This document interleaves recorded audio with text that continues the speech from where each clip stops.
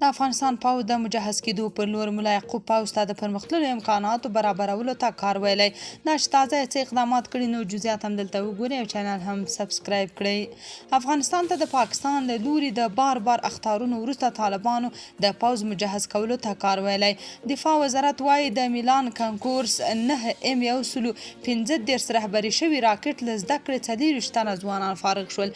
د ملي دفاع وزارت ستر درسیز د توپچي ریاست څخه د میلان کنکورس 9M115 په نوم د رهبري شوي راکټ له زده کړو څخه 40 تنه ځوانان له دویمې دورې یوه میاشتني مسلکي او عملي زده کړو څخه وروسته نن د یو لړ مراسمو په ترڅ کې فارغ شول.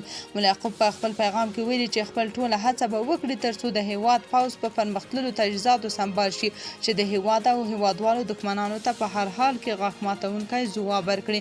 د لوی درستیز مرستیال فارغانو ته په خپلو خبرو کې ویل تاسو چې نن د خپل علم او فن له پلوه فارغېږئ دا مه هېروئ چې د اسلامي امارت د فداکار او متحده پوځ یوه مهمه برخه یاست.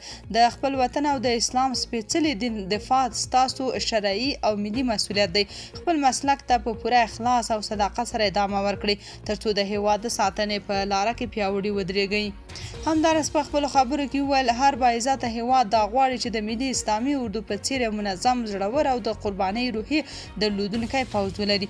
زموږ مسؤلیت دی چې د هېواد سرحدات وساتو او په ځانګړې توګه د توپچي مسلک ته پوره پاملرنه وکړو ترڅو په هر وخت او هر ځای کې د هېواد د دفاع لپاره چمتو اوسي.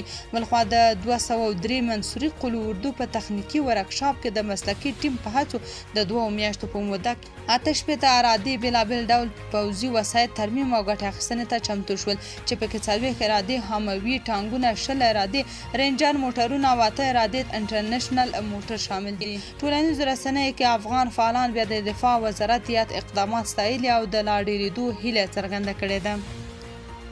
تاسو په دې اړه څه نظر لرئ کومنټ کې شریک او چینل هم سبسکرایب کړئ.